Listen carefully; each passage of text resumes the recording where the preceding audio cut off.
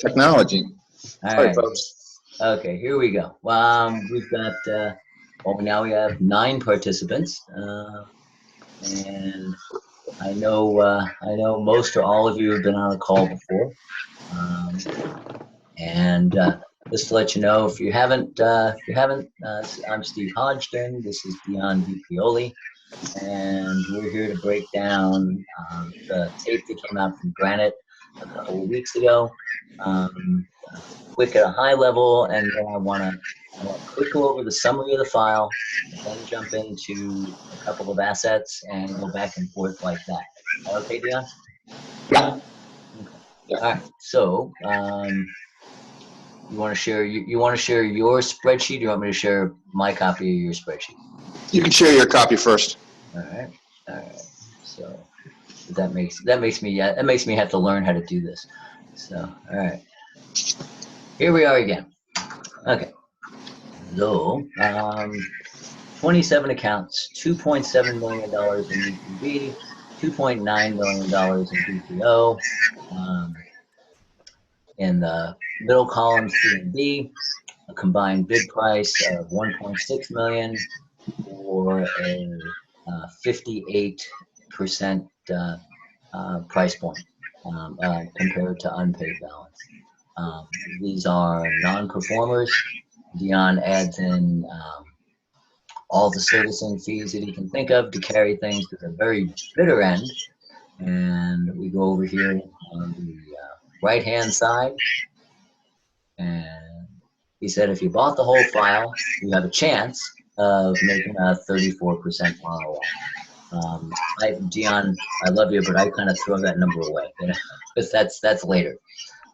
So you have two things. You have a pool bid sheet that we should probably start with. And we have a seller asked to bid sheet. So we have an asset level bid sheet. So there were 2 that have been I've been asked to dive into, and one is line 24, and the other is line 2. So let's jump into. You want to talk about the one in Texas, line 24? Yeah. Yeah. Okay. So let's just start by looking at the data tab. So the data tab is what Granite supplied us with. It's just it's just reformatted into our template.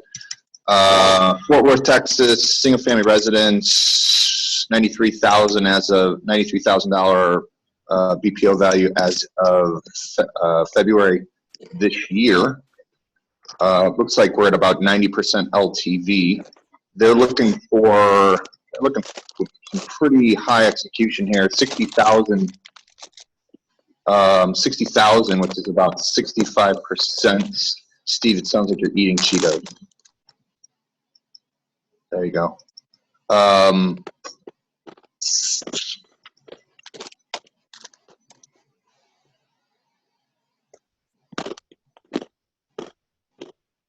Is that your sound?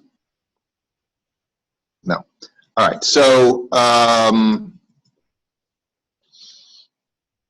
was originally taken out in 2005. We have an unpaid principal balance of about $84,508. We've got a total legal balance of $119,188. Just to cover that for a second. So,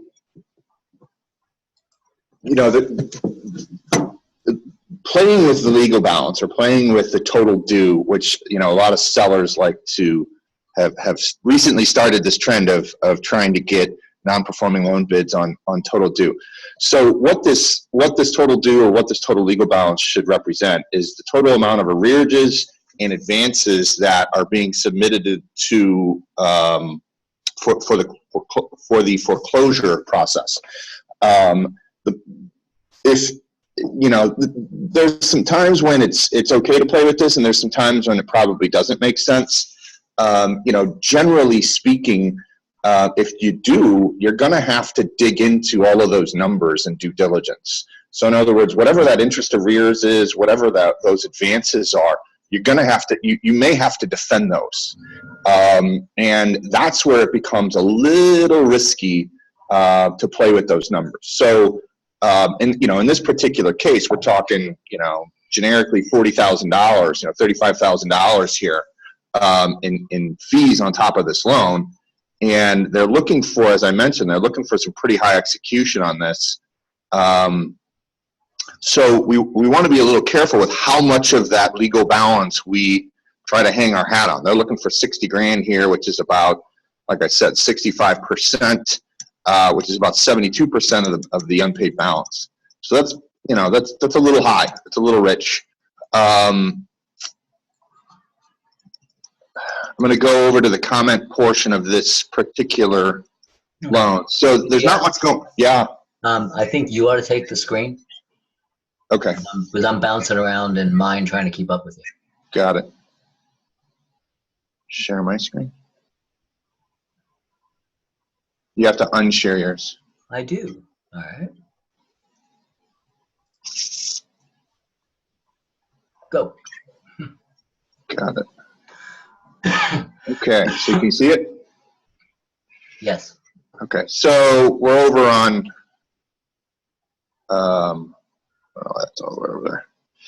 So we're on the far right hand. Hang on. So we're talking about this Texas loan? Yeah. Okay. Texas loan, line 24. We're over on the far right hand corner of the data tab, right? So there's not a bunch of notes here. There's simply the loan is being referred to foreclosure. So what we would take that as is the loan is just now starting in foreclosure. So let's talk about that, right? So this is one of the problems that we've had. We broke down Granite's pools before, and we broke down. I think when we did like a Condor pool. That's really ambiguous. What does that even mean? What does it mean to refer to foreclosure? Well, what I would take that to mean is the file has not yet been sent to a foreclosing attorney. And if that's the case, then what we could presume is that, if this is a primary residence, so we can't issue a notice of default until that loan is at least 120 days past due. So we would check we're going to check the last payment due date. So this is pretty far out. 2011 was the last payment. I mean, that's not exciting. That's somebody's been sleeping on this file for some reason. And so we know that we're from a regulatory standpoint, we know that we can begin the process because they're so far back. But now the file has to literally get put in a package and get shipped to the foreclosing attorney, and the foreclosing attorney is going to then draft the demand notice or the notice of default. And once that notice of default gets drafted, right, then it has to be sent out to the borrower. They have to be given time to cure. So literally where we're at is we are at the very, very, very beginning of this process. And the state of Texas is an interesting beast when it comes to newbie folks. So a lot of these trust deed states is that we are often quoted these foreclosure timelines that are excessively quick. And those don't necessarily include all of this preparatory time frame. And then that doesn't include actually getting REO and marketing it and selling it. So for this particular loan, we'll take a look at our bid. So I'm going to go to the asset bid tab, and it should correlate to the same row number that we're on. So we're on 24. So we're going to be on 24 here.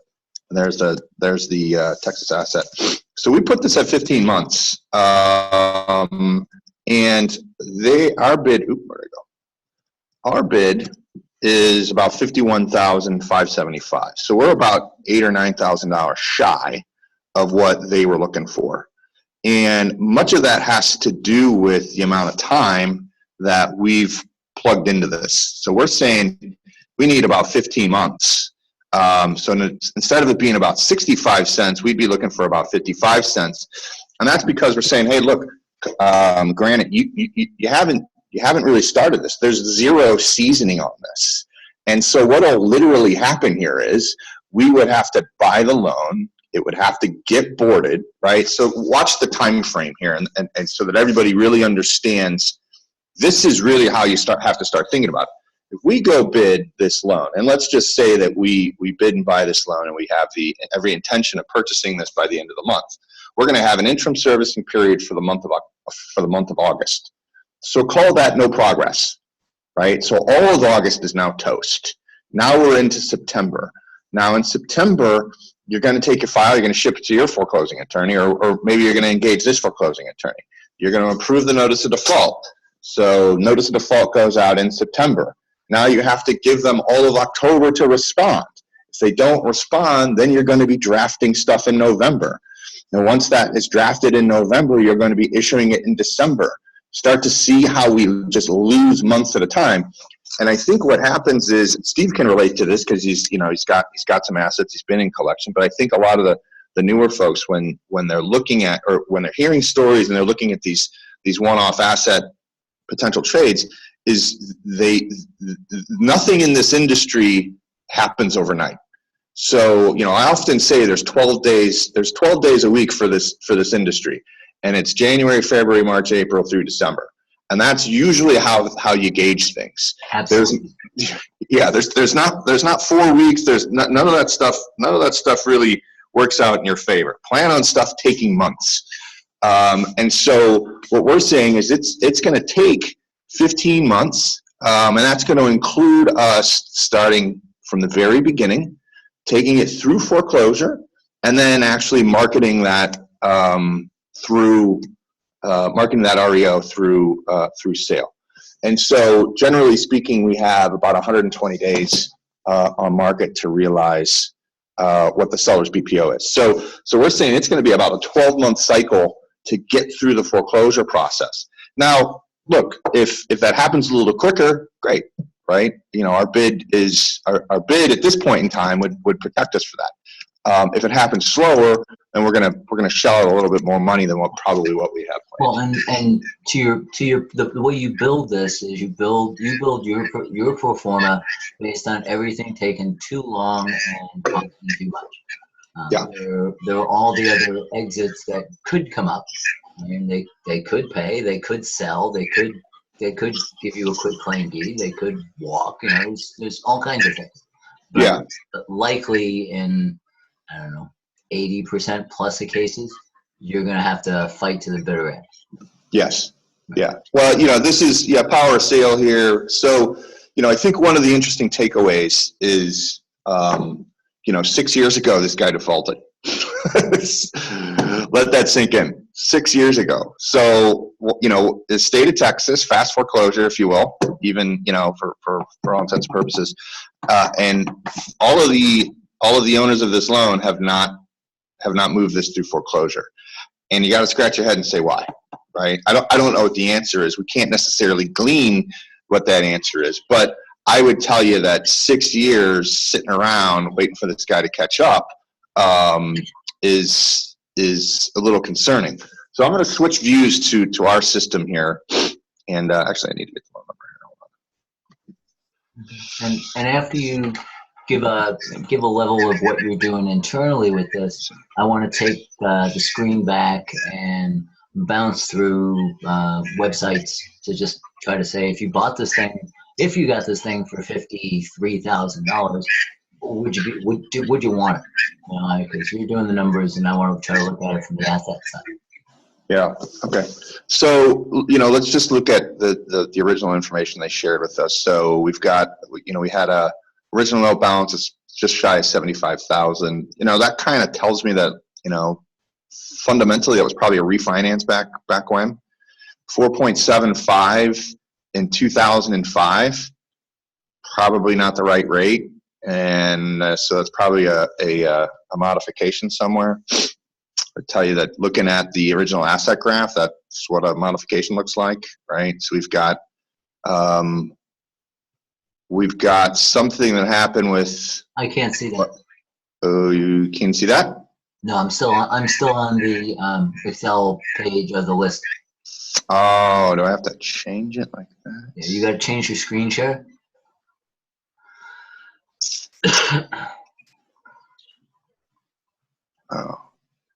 Oh, okay. Does that work? Yay. Does it follow it if can you see that? Can you see me change Yes. screens? Okay, I have to do it like that. Okay. All right, so For new folks, the blue line is, it's principal. okay, and the Red line's line is interest. interest. And here's the loan. And the As point it sits. that's where we are today. This is where we are in time, right? This is where we are in time, and this is where we are in balance. And where should we be? We should be, I gotta get back there, sorry. That's never happened before. Hold on.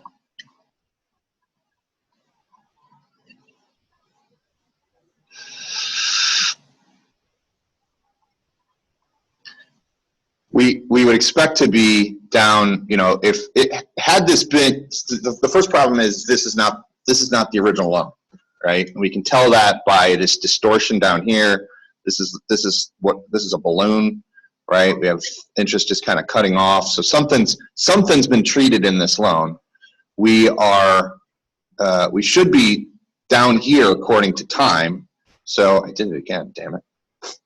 Okay, well, you made my point, which was what a marvelous quick picture to tell you, and you know what have I got? I've got something wrong.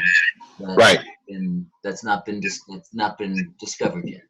We should have a balance of about $44,610, right? And we should be 146 months into term. And we're saying here that there's 273 months of total term left. So, you know, we should be 2/3 of the way through this, and we're not. You know, we're at 84,000. So the distance here is, you know, 40 grand, right? He's $40,000 behind in what's going on. And what I was pointing to earlier was, so we had an original loan amount of 75,000. That's 74,825.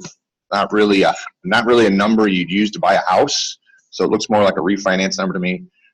Original interest rate in 2005, that year, which we often call vintage, rates weren't 475. They were a little higher than that. So this looks like a modification. I expect to see some modification information. We weren't given any modification information here. So we're gleaning that now, right? So we're looking at this saying this loan is modified. Whether that, you know, and I guess the other way to look at that too is, you know, 2005 to 2041 isn't a typical maturity term. So, and that's why you get this balloon looking, this is what a balloon would look like. You get this little flat line at the end of the loan. So, you know, I think the takeaway there is that there's something has held this up. For some reason, this hasn't been dealt with for one reason or the other. So let me let you take that back, Steve, and we can take a peek at, so we can keep this going. So we can take a peek at, you know, some of the stuff online that we want to look at, so on and so forth. So go for it. All right. So now go with now I'm going to share a screen. All right.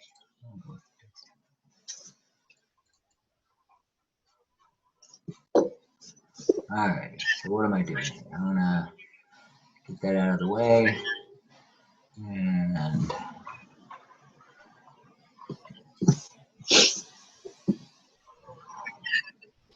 Dion, would you help me and read me the address?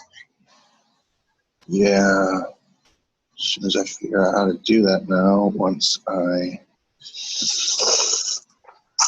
You want me to go find it? I can get No, it. I got it. All right. So it's 3204 Runnels, Runnels, just like it sounds. 2 L's? Yeah, 2 N's. Street, Fort Worth, Texas.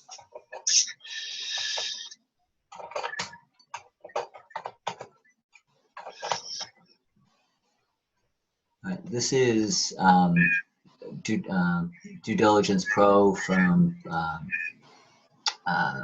the kids over at Note MBA. It was $97, and all it does is just pop up a bunch of websites right away for you. So throw Zillow up there. It says that the estimate thinks it's $90,000. Brings up tax record, and if they have a link to the tax site, after property search, property address.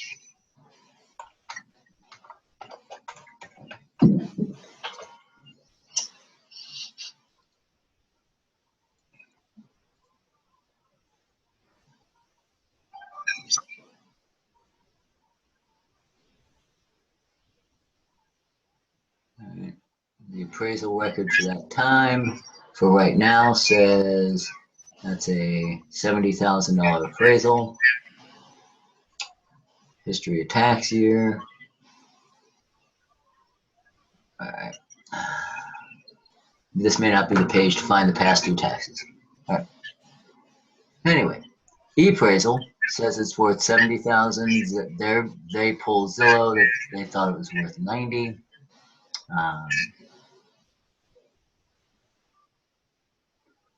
It's in a neighborhood, so I like that. This is it.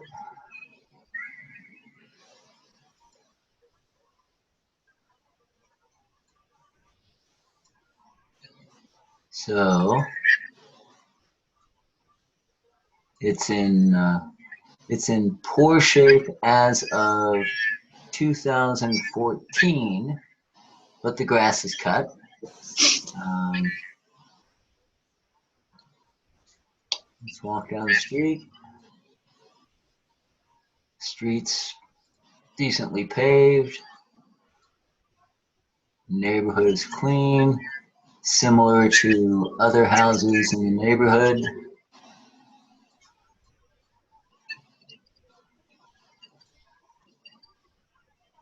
It's my view, it's the ugliest house on the block. So that makes me wonder about the BPO. So. Yeah, that picture looks a little rough. Yeah. And let's see. They tell you realty track, gives you foreclosures in this zip code. You can look to see if this address is there. It's not. So you're seeing stuff in that zip code for 4,000 to 70,000. Here's a 50,000. So.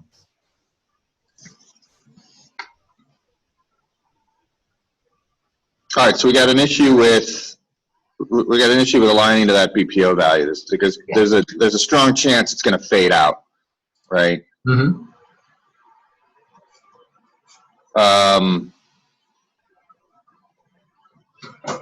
What else should we be looking at? What else could we be looking at? I like to look at Trulia. I got too many things on my screen here. Yeah. Put that down there, see what happens. I like Trulia as opposed to Zillow because I get this crime indicator and it tells me lowest crime relative to the rest of the county. I just don't want to be in those kinds of places. You quickly go to Zillow, and from here you could go. I would go down here. I don't want to scroll too fast, make people seasick. And there's no historical transaction data that Zillow is able to grab. But you would look for recently sold. I got one. I got nothing in for sale.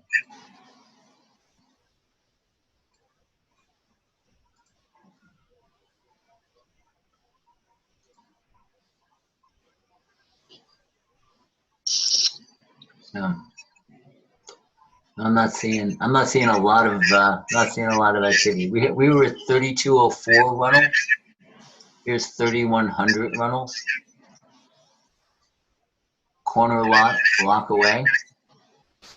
3-bed, 2-bath. The estimate is 67 with a sold price right here, 48,000 a year ago. Okay, so let's top this bad boy off and maybe move on to the next one. So, I think we've gleaned what we can glean from the data that the sellers provided us. We've gleaned what we can glean from the from some online research. It looks a little bit, if that's an $80,000 neighborhood, it looks like it's going to need, $10,000-$20,000 worth of work, probably closer to 20.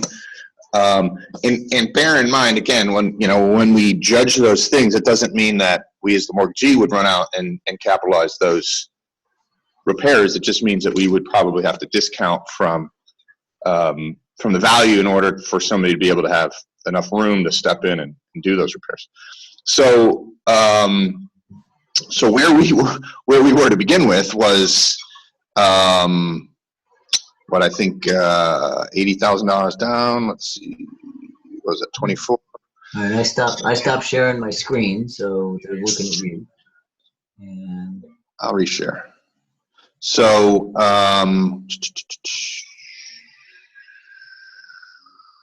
desktop. There we go. Okay.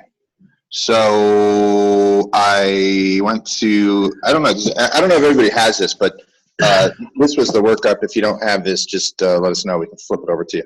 So the last tab was just a comparison. It's just all loan data lined up. It was just easier for me to look at. So here's the loan. The asking price from Granite was $63.92, and we came in at $55,458. So we're about $8,800 off. That's pushing about 15%. The problem that we have now is, this is predicated to some degree on there being some BPO value left, that the equity in this asset is supposed to be there. So this would be a bid that after kind of glancing at that, at some of that information online for the real property, I would put them on notice that this is probably going to fade. This bid probably won't survive. This is a bid that, I would venture to say that this thing's probably closer to 60 grand. And if we were to update that in our system, which I can do here in a couple of moments, then we would actually lose some money here. So let's just assume that that's now 60,000, and boom, the math is done. And so now we're talking 29,000. Now notice our system doesn't change the timeline, it just changes the value. So, we'd be pushing closer to 50 cents of this BPO value if that was the case. So if there's somebody out there that's interested in this asset, because I don't think, look, just because there's difficulties, there's a but for every seat, right? So if there's somebody out there, you're interested in this asset, what I would do based on this information is pick up the phone, find a local realtor, get eyes on this thing, get a good idea how dilapidated it is. One of the things that I was looking at while Steve was speaking was what they gave us as occupancy, and they're saying it's occupied. I have a hard time believing that with the picture from 2004, a picture from 3 years ago. So I'd be curious if it is occupied, or if it's not. And if it's not, then I think we have a little bit better support for what our interpreted value is.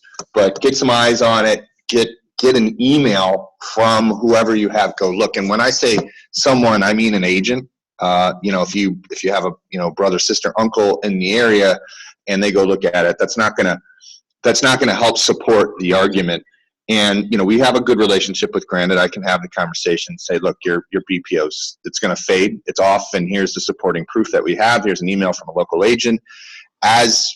Based on that, here's an updated bid that, if we would use that new BPO number so that the bid doesn't fade, right? So that's how you would do that. And that's the right way to do that with a seller, so that they have a good idea of, where that thing's going to end up. And, look, this thing happens. It's not malicious. It's not whatever. They're buying a lot of loans, and, there's sometimes, you get some stuff that, maybe it's not valued right. It is what it is. All right. So can they, just for the record, Steve, are they allowed to ask questions anywhere? Can they chat somewhere? There's a chat. Okay. And so, if you want to jump into the chat, now's the time. Does anybody have any questions while we're here? Chat. You can also, I believe, you can unmute and just ask. Hello. Can you see my hello? Yes. Okay. All right. So, questions going once? Yeah. Dion, can you hear me? This is Yeah. Bruce Rado. Hey, Bruce. Hi. Dion, is there any statute of limitations on these loans in terms of if you wait too long that you cannot collect on them? There are statute of limitations that you do need to be concerned about. And those range from 5 to 10 to not present. And so, a lot of that argument, I'll give you a great example. Florida, it became a very, very big contested concern. So in the state of Florida, borrowers were using statute of limitations as an affirmative defense.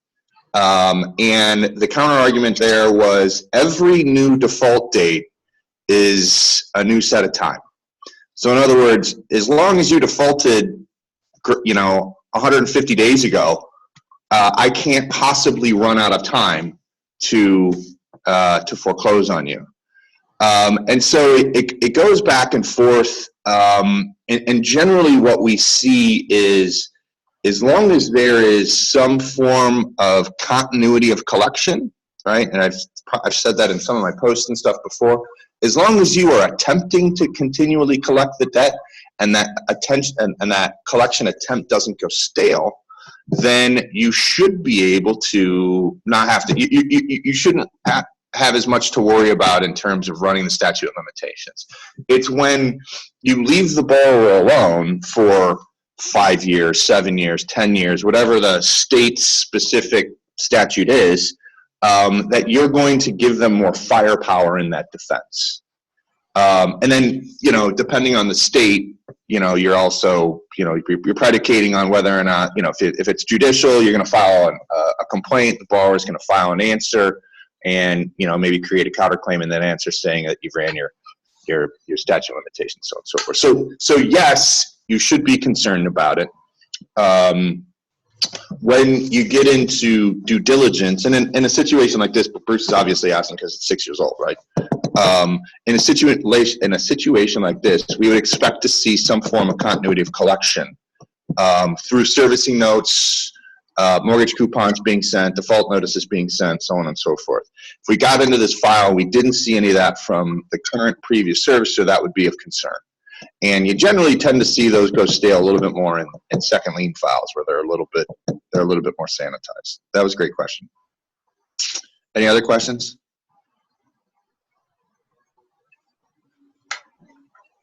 Okay. All right. Good.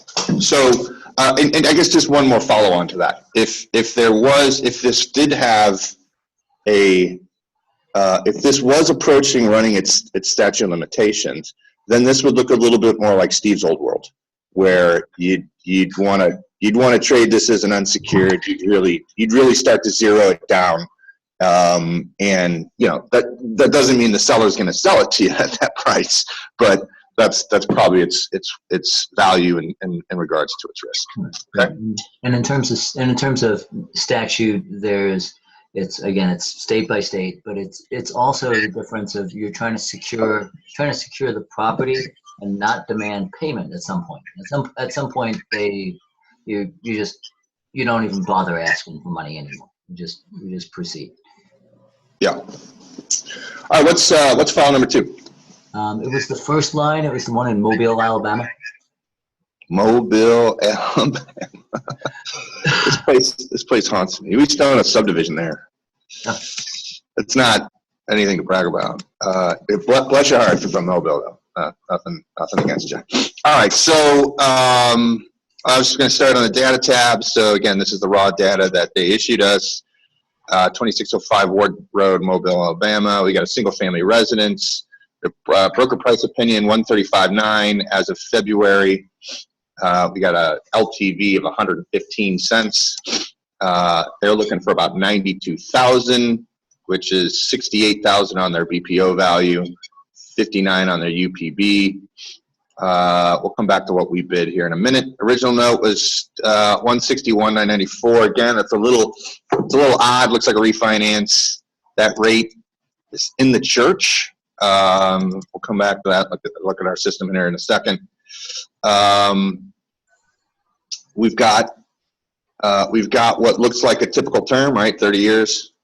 So it's looking like based on what we're glancing at right there, I would expect to see this loan look like a typical graphed out loan, and there was no modification in the recent past.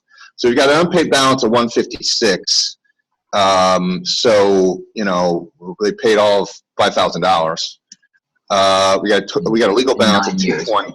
Yeah, right. Got a total legal balance of 221, call it. And here we are back with payments from 2011. I don't often spend a lot of time glancing at these two columns other than on a loan by loan basis, but this seems to be a growing trend here, right? We've got most of these are 11s and 12s. So there's a little staleness in some of those collections, right? They say we're owner occupied, and I'm going to go ahead and switch to our view here now because it's just easier for me to play with.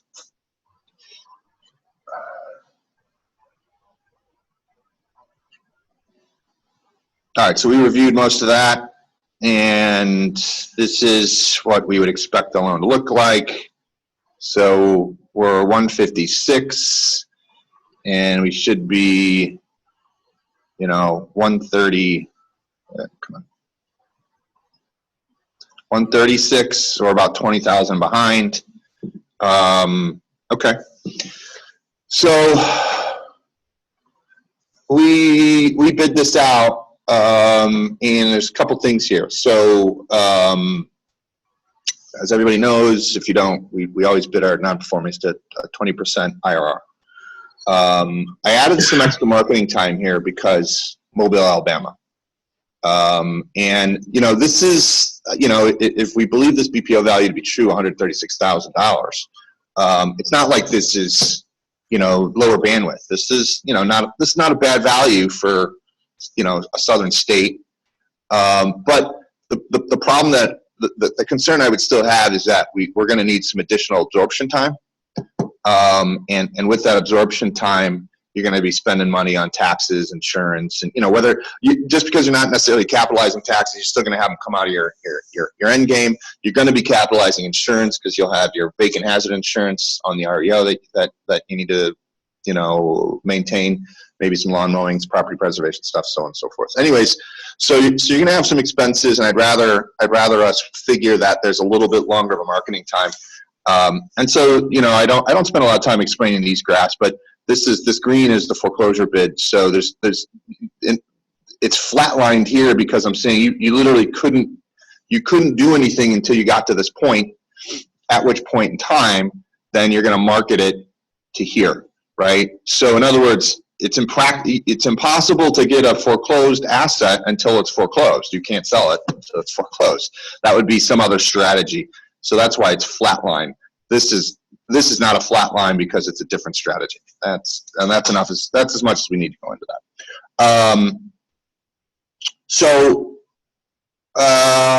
Yeah, I think that was pretty straightforward. That was pretty quick. You wanna take a glance at it online, see what you think? Can't hear you. Hang up your screen share. Oh, you did. All right. And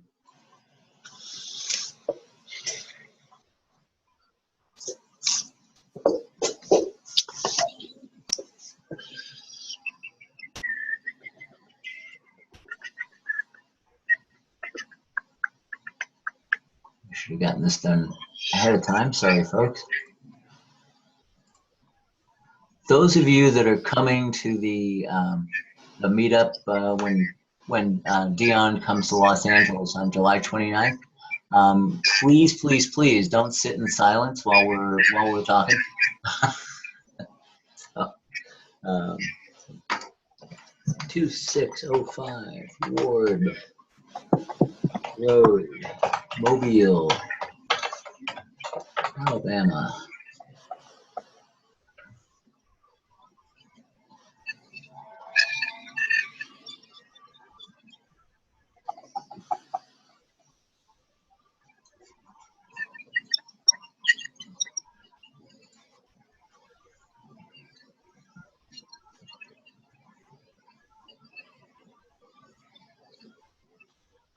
Yep, this is a picture of the house in 2013, so you really don't know what you got. That's a large lot, nice broad street,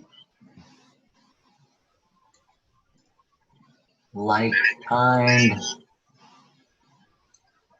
So getting a comp should be fairly trustworthy. I'm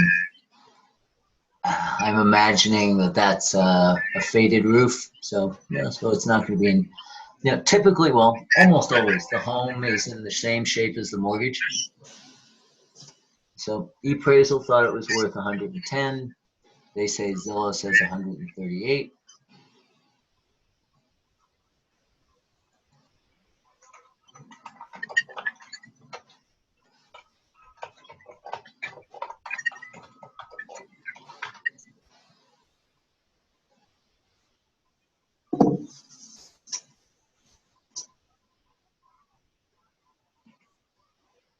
HomeSnap gives you a value of 143.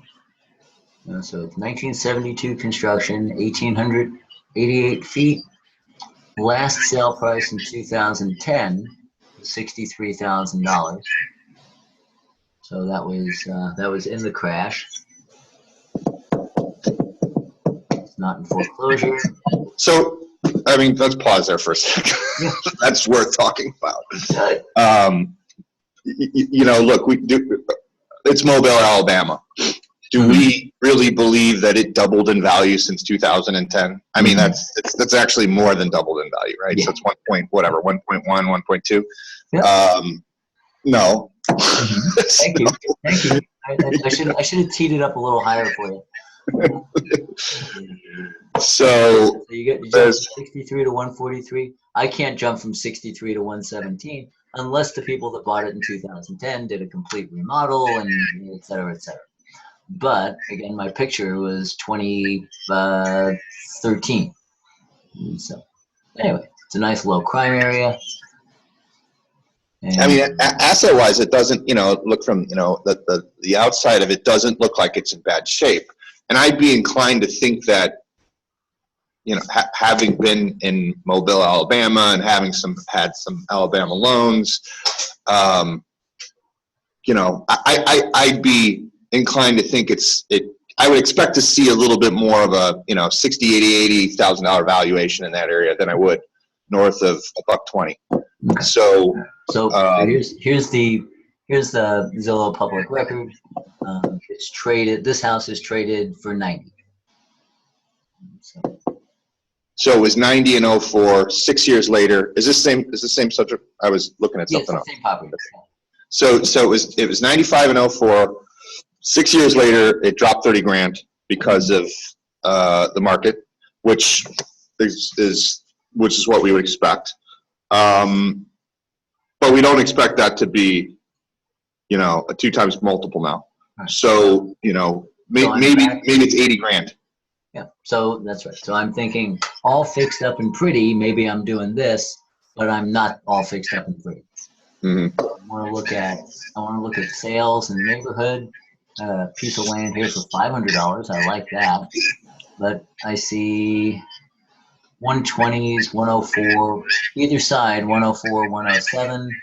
What's And that 130 sale on the left? That. So we got 3-bed, 2-bath, 1,500 square feet, sold New. on. 20 years newer. Yeah.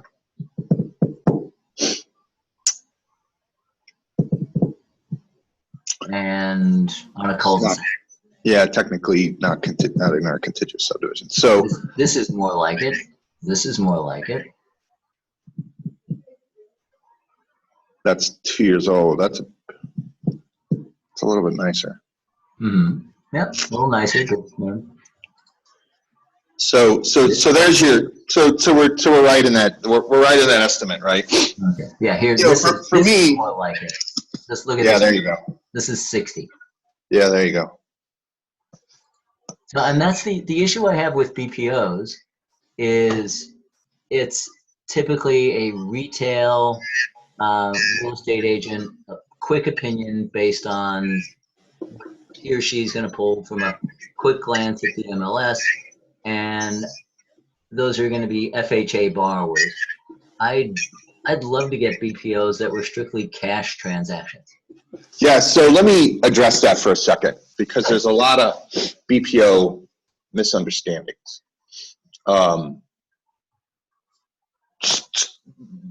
When you order a BPO, you can order a BPO that uses an agent that goes out and does the actual, you know, grinded work.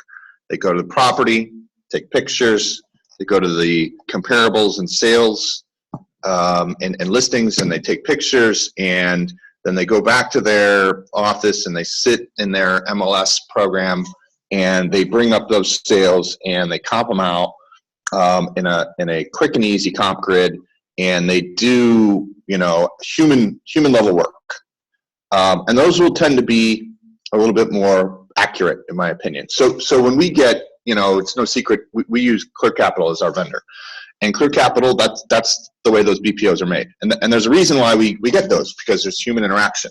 So the BPO agent actually is involved, does the work, and then that report goes up into quality control at Clear Capital, and they review it. Now, another way to get a BPO is through what's called AVM, or, you know, which sometimes they sell them just as AVMs, but AVM is an automated value model, and that is an algorithm that simply does some math based on the address input. And those are often cheaper than full-fledged BPOs, right? So an exterior inspection only is cheaper than an interior. And then an AVM is often cheaper than an exterior inspection only. And so, you know, one of the things that you have to be concerned about is everybody calls evaluation a BPO. And so it's like Kleenex at that point, right? Everybody's, you know, you're talking bad about a BPO, but a real BPO should have, I mean, it's a broker price opinion. It's not a robot price opinion, I guess is probably the right way to say that, right? It's also not an appraisal. No, true. But, you know, opinions are opinions, right? So I would argue against that too, right? So, Sure. and you know, the difference there with the opinion is oftentimes when you start looking back from a BPO to an appraisal, is the appraiser had interior access. You know, they had interior access, and they were capable of making more judgments. But my point there is, many sellers, especially if the intention is to liquidate the pool, many sellers will pursue the lesser expensive version of the BPO AVM as opposed to getting the more expensive one. I don't know if we have that here. Sometimes, you know, agents can just do bad work. But, you know, I just want to deflect one off the chin for the real estate agents that are out there. I'm also a licensed broker. I just want to deflect one off the chin for him because, you know, I'd like to say that I can evaluate real property pretty well. Yeah, sometimes it's the robot, not the human. So anyways, I've left this screen up because I want to tell you what I do. And so this is the comp that I found that was the cheap one down the street. This is the one that sold a year and a half ago for $59,000. When I'm looking for a real estate agent to talk to, this is the guy I want to talk to. yeah, This was sold in 05 at the peak at 121 or however. The bank took it back. They tried to sell it at 88, and they finally dumped it. Well, it sat around for a long time, but they dumped it for 59. So I'd be calling Jimmy to tell him, if I buy this house around the corner, what are you going to do for me? Because he's active in that neighborhood, and he's going to know better than me just going to Google. yeah. Okay.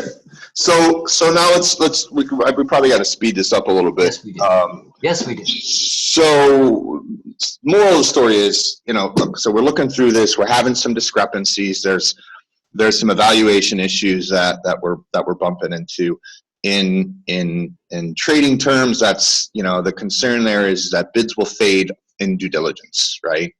And this is one of the things that as a seller you'd want to protect yourself against. In other words, you're putting out information, people are relying on that information. As due diligence carries itself through and that information proves itself to be incorrect, then there's going to be price adjustments from the indicative bid to the final pricing, and that's a fade, right? Because, so for instance, if we said, hey, you know, you said this was worth 135 and it's coming back at 60 grand, there's going to be a significant price change there, right? And what I think that entails is having a conversation with the seller and figuring out a way to protect everybody, right? You want to be able to protect them. You want to be able to protect yourself. And because it doesn't do anybody any good to get into due diligence, spend money, and find out that, you know, things aren't going to survive. You're going to have a lousy pull-through ratio on whatever the trade is. So I think, you know, so based on that, right, and I see there's a question, but I think there's some conversations that I can go back and have with Chaz here over a couple of these concerns and figure out how to best address some of those. And it isn't, you know, I think for everybody to understand that it isn't we just go and we strong arm, you know, we strong arm the idea that, hey, you know, look, you said it was 135, we say it's 60. That's of no consequence. Really, at the end of the day, is does he have any room on his price? Because if you know, if he paid 80 for it, 90 for it, then if we say it's 60, there's just nothing to do. It's over. Conversation's done. We're going to have to move on, right? So when you have these discussions, if you don't have guys like us helping you out, you don't waste your time, don't waste your energy in talking about things that aren't going to matter, right? So, but we will address that. I want to see, how do I get to this question? Questions? Oh, that was you. That was me. Okay, so while that's happening, somebody can just chime in, because I want to do is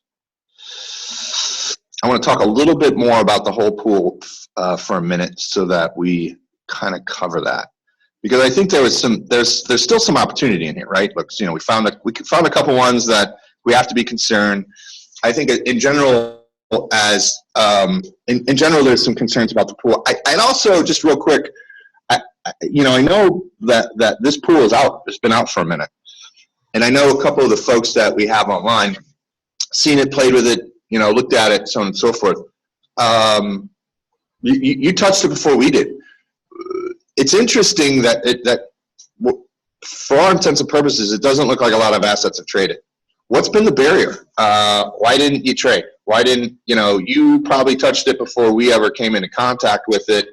Was it because they were running you through a fire drill? Or, you know, I know I've chatted with one or two of you guys on it, but just curious why, you know, what's been going on here? Did you feel like some of it was aggressive in terms of pricing, or what? Just, you know, just be interesting feedback. That said, what I want to point out here are just some of the assets that I do think have some potential to do well. So the easy ones to identify, and again, I'm on the seller asked to bid. So these black numbers are where I'm saying we would potentially easily hit their asking price. So I think they're in the church. So that's the one in Jacksonville on line 13. And then we have this condo in Ohio on line 21. So I think those are a couple easy breezy assets. There was another one down here. Gotta look at my other page. Hold on.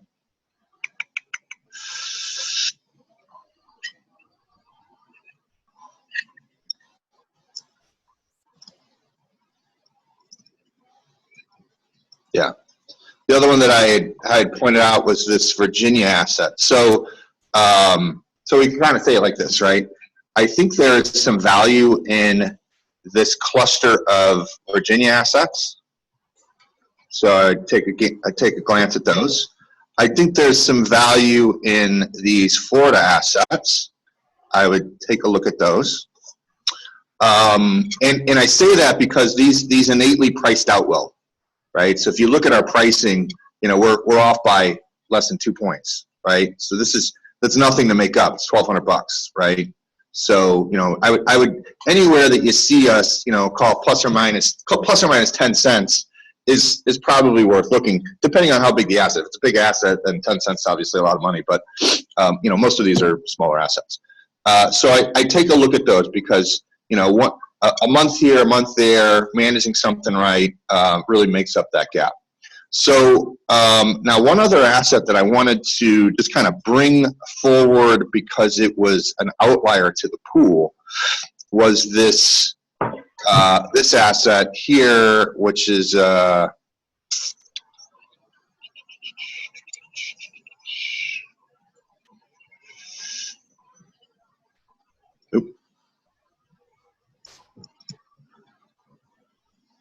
so it's on line 17. This is an active Chapter 13 bankruptcy.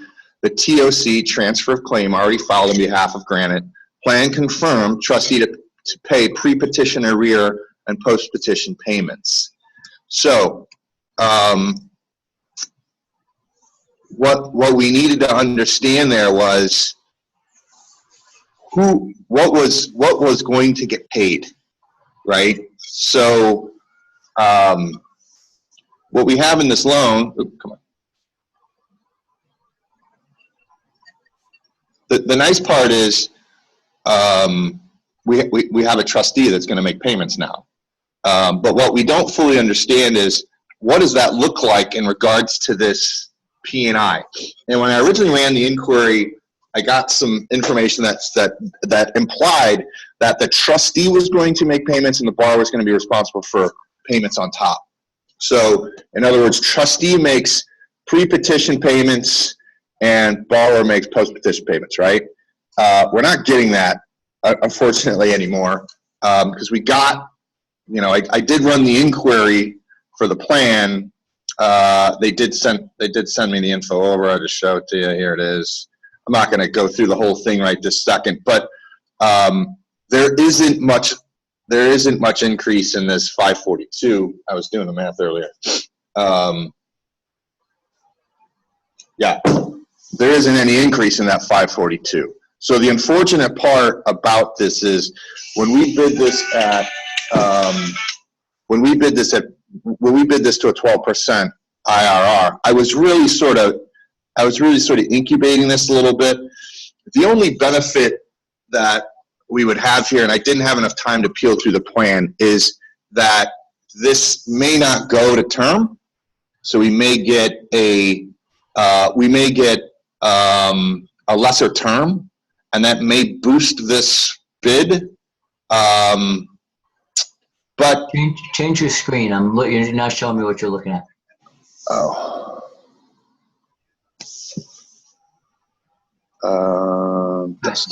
So it's how do you improve the yield? And you improve the yield, you lower the price. Here we go. Yeah, you lower the price a little bit. But you said there was the new bankruptcy plan where the note said that there was going to be money coming for the continuing mortgage outside of the bankruptcy. Now you're saying that it's not. So you've got Yeah, we're not for seeing a that. month is all you've got. Yeah, we're not seeing that. I didn't have enough time to read through the whole bankruptcy plan that they sent over But for they're my. not cramming down the arrears. They're not lowering the interest rate. They're, you know. No, but you're essentially getting what the P&I is supposed to be. They did some, they adjusted the escrow payments. So what I was pointing to earlier was whether or not there was some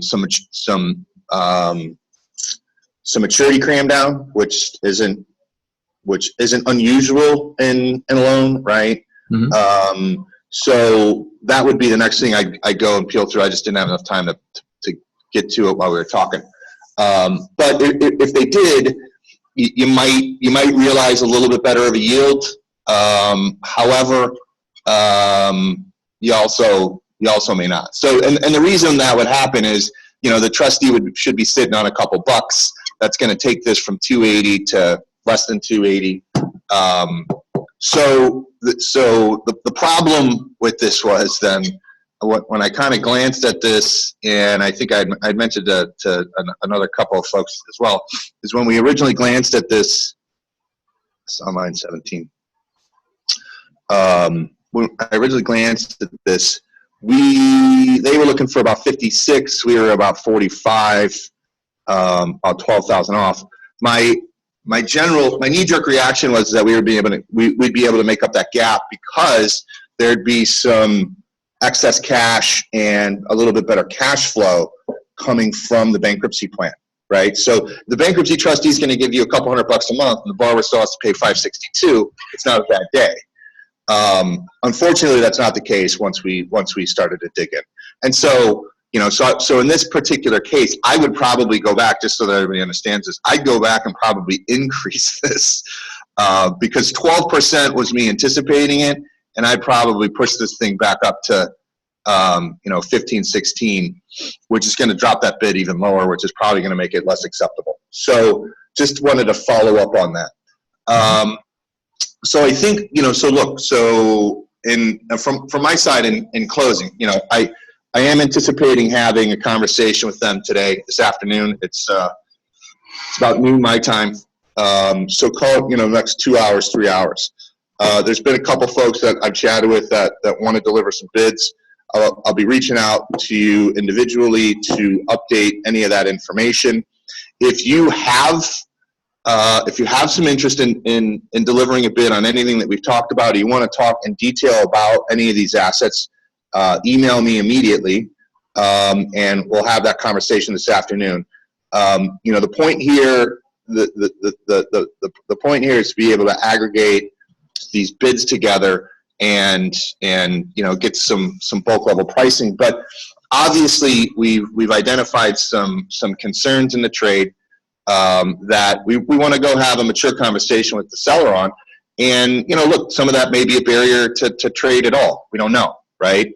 But I think that, with the relationship that we have with them, I get to the bottom of that. We can, put our best foot forward and create trade parameters that are mutually beneficial for everybody, that protects everybody, so that we're not just running off, spending money on due diligence, and they're not taking loans off the market that, have a low likelihood of being sold. So, what we want to offer them is good, solid counterparty mentality, and I think that's what we do. So call it somewhere around 3:30, 4 o'clock my time, so about 3 hours, 3.5 hours, 4 hours from now.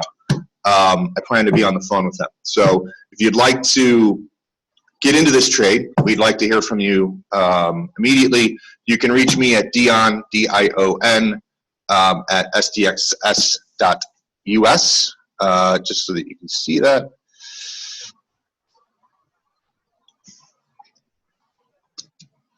There you go. DNSDXS.us. And then you obviously know Steve's email if you have to rely on that, because he invited you into the What You Jigger. So that's all I got. What do you got, Steve? All right. I think we're, let's see. Chad asked a question, do we trust Granite? Seems like they're inflated. Well, let's take that from a different perspective.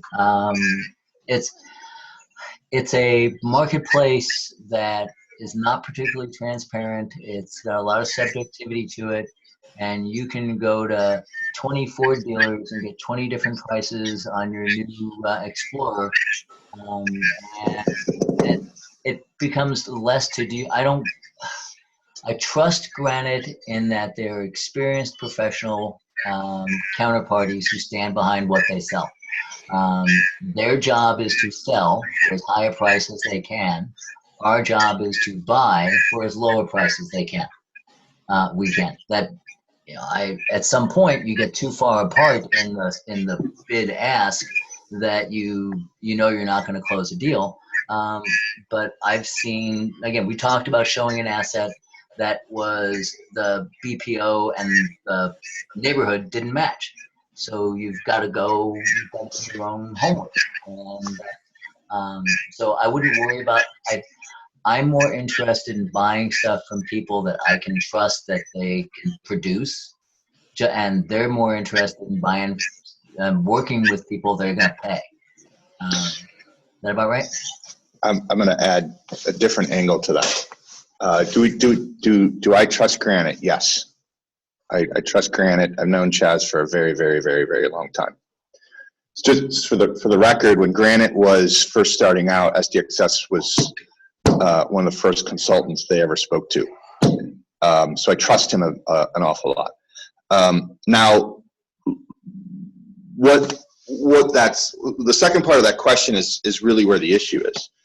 Is Granite less trustworthy because they have inaccurate reports? No, they just have bum reports. You know, it is what it is. It happens. Did they choose to buy those reports? Yeah. Do we think they did those maliciously? I don't think so. You know, because I would tell you what, Granite is an investor just like you guys are investors, just like we're investors. And so they put money out. So there's money sitting in these assets, and you better bet your bottom dollar that they need to recover that. And I think that's the difference when I talk about being able to have that level of a conversation with, this type of a counterparty. That's the real benefit, right? When you're a newbie, or you haven't been around a lot, you don't have those relationships developed. We call it negotiated trading, right? When you can't have these solid level friendships sort of conversations with these counterparties, you stand to be shuffled into the line and pushed through the register as fast as possible, because who you're talking to is just a trader, right? Somebody probably sitting at their desk that's taking orders from somebody up the food chain there, and I can see how that could be frustrating. But when you get into a little bit better relationship trading, you want to have these conversations because everybody wants to get in a trade that is successful, and nobody wants to buy assets that they're going to lose money on. Are there unscrupulous institutions out there, or players out there? Yeah, but I don't. Those folks tend to not. So this would be how I say to differentiate those types of people. Those folks tend to not take a position, right?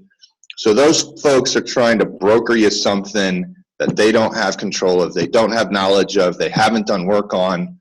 Granite owns these loans. They put capital into these loans, and so that speaks to their intent to buy and sell good stuff. So yeah, I think we can trust them. And I think we just have to go have an honest conversation. Look, Steve, you and I may look at it. We have. We've done it before. We've looked at assets and we've said, you think it's X, I think it's Y. What does that matter? Again, this is why I always bring this point up. You think it's X, I think it's Y. None of that matters. What are we going to pay for it? And that's what matters. Don't waste your energy on things that aren't going to take you to the finish line. And so the real conversation with Granite is, here's some assets. We think that, we think we could, put some bids on them, but our bids are not going to be close to your ask because we've got some valuation issues. And I'd rather be upfront with you right now than get in the trade and fade those that doesn't do anybody any good. And what he can do is go look at his book and figure out if that's going to make sense, and that's what you want him to do. We want him to go look at his book and say, hey, can I figure out a way to make this make sense? If they're right and I'm wrong, I need to get out of these, and I need to adjust my book. And that's the real value in that kind of a relationship. But it was a great question, Chad. Any other questions? Bueller? All right. All right. Okay, so I think we're good. This will get recorded and put up for folks to look at later. Again, this is a trade that's in the market right now, and if we want in and we want Dion's help, we should ask for it straight away. Looking forward to seeing those of you that are going to be with us on the 29th. And yeah, so real quick on that too, just full of extra commentary. So if we do pick off some loans and you're in the area, we'll try to work on those loans, because it should be, we should be at the end of due diligence or thereabouts by the time I get there. If not, we're going to try to get another active loan pool to dig into. So we'll look at some active loans, right? From a management standpoint that we have servicing history on, but we'll also take a look at some new loans for bidding, so that this is a fun-filled workshop full of a bunch of work. And believe me when I tell you, I can be through a loan pool in 20, 30 minutes, so we will have plenty of time to get some stuff done. So come after you eat lunch or breakfast and be ready for a day of war. Yep, all right? Absolutely right. Hey, Dion, Steve, I had a quick question. Sure. So the loan pool is as it is, meaning that this thing's been out there for over 3 weeks now. Sure. And as you said, nobody's bid on them, or there's been only a few that have been picked off. So what is the benefit or is there a benefit, instead of, rushing to throw up numbers here to them? What's the problem in waiting? Would we get better pricing the longer we wait? If we don't do something today, how do you envision this, and how do you view dealing with them on these assets? Yeah, I'm glad you asked that way. So I'm going to defer that into what I called. I have a phrase for everything. Sooner or later you'll all find out. So I call this like the 8th grade girlfriend problem, right? It's like, who kissed it first? Who touched her first? Does she have cooties now or whatever? Look, at the end of the day, it is what it is. It's been out in the market. It hasn't had a lot of action. There's probably a couple of reasons why. A, pricing's a little aggressive. B, who they've shopped it to hasn't felt comfortable because pricing's aggressive, and they've been comfortable. It's not this thing where it's like real property, and I think that's where the desired the idea of the way that you're going to deal with this deals a little bit more like something in MLS or out in Joe Public kind of real property sale. You want to get on the phone and say, hey, look, there's some assets in here. Like I said, there's a butt for every seat, right? We don't have to get irritated. There's whatever 30 some odd loans in here. We just need to figure out what the right price is. The right price is the price that the asset can be purchased and dispositioned and still make a return. Where we take on some relative risk, and we relieve them of their relative risk for a decent price. And that's the approach. The approach is, we're not setting out to starve them because they made some bad decision. If we think that, right? If we think they bought these loans and they overpaid or whatever, we're not gonna vulture bid them in that sense. But what we want to do is create a mutually beneficial trade. That's the way you get trades done, right? And that's why trades are hard work, right? I think a lot of times you lose that in some of the public discussions about what it means to buy loans. Loan trading's hard. It's difficult, right? Because oftentimes you're negotiating a loss with somebody, right? In this particular idea, this genre of velocity trading has evolved where, investment firms go out and they buy these loan pools and they downstream trade them. and obviously their expectation is they're going to make a couple bucks. We don't necessarily know how much a couple bucks is in that sense. Is it, a point, 10 points, 20 points, whatever? But they can make mistakes and they can lose money too. Oftentimes velocity trading, in my experience, has not been overly successful. But I think the approach here is, call spades paid. I have a brutal brand of honesty when it comes to dealing with the folks that I play with in this space, and I think they appreciate me for that. Loan pool's been out there. We've looked at it. We're a little light on where their pricing was, so I've already had that discussion with them. And as we kind of did some scrubbing, as we just did today, we have some concerns about collateral value fading. That's the conversation, and so now the next half of that conversation is, look, you still need to get rid of these. How do I help you get rid of these? How do I put together parameters to trade that protect me and protect you from getting in, spending money, wasting time, and getting nothing done? And so those are the caveats to structuring your trade. And so for instance, if we look at that Texas asset, like I said, the way to approach that would be is, if you have some interest in that, get on the phone, get an agent. That's a particular scenario where I would take that agent feedback over to them and say, look, it's not $83,000. It's impractical to think that's $83,000. Look at it. Here's a local agent. Here's where they're at. If that's where we think that the value is, then here's our trade. And the counter arguments there go a couple different ways. Maybe they go get BPOs. Maybe we make an agreement on that number being the BPO number, and if it fades from there, we get another BPO. There's several different ways that you start to handle that, but you got to bring those concerns to the forefront under the intention of creating a solution. Because I think like oftentimes you kind of want to approach it and be like, ha, I'm going to win. You're not going to win if the seller can't sell. So you don't want to let them be in the dark with all of a sudden showing up and you're not going to be anywhere close to their bid number, and they're not going to be able to get a signature on their book. Because look, big firms like this, just so everybody understands, it's not one person making a decision. It's going to a committee, and there's a couple people sitting around a table that all have to sign off on these trades. And generally you probably need everybody's signature. So you don't want surprises. You want to give them the tool. You want to give whoever you're trading with the tools to do the job, so that you can get the trade done. And again, this is why trading is hard work. It's because that's not always easy, So did I answer your question, Bruce, or did I skirt it? No, you answered it. I guess I just wondered what happens to some of these assets if they don't trade, and of course they fade, not just by price, but by the consciousness of the potential buyers. Where do these assets go? What would they? What would they do with them? So I've been looking at Colonial Capital's file that comes out every month, and I've seen some of the same assets on that for months and months, and they will continue. Granite is an active investor. They're going to continue to work these accounts if they don't sell them.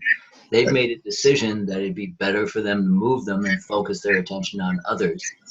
You'll see. Like I said, I follow Colonial Capital. Their stuff's been out there for months and months. They just want too much money for it. So, okay. And you can continue, you can improve the loans by pushing the foreclosure forward. Make them more valuable. Yeah. We just closed on one a month ago that was, 3 weeks from foreclosure? So. Yeah. So, and that's exactly the answer. They've got they've got loans that they own that they work, and they'll start working through these. They're closer to foreclosure. And this is always the issue, right? If you buy a loan and you do nothing, does it have an innate value increase? No.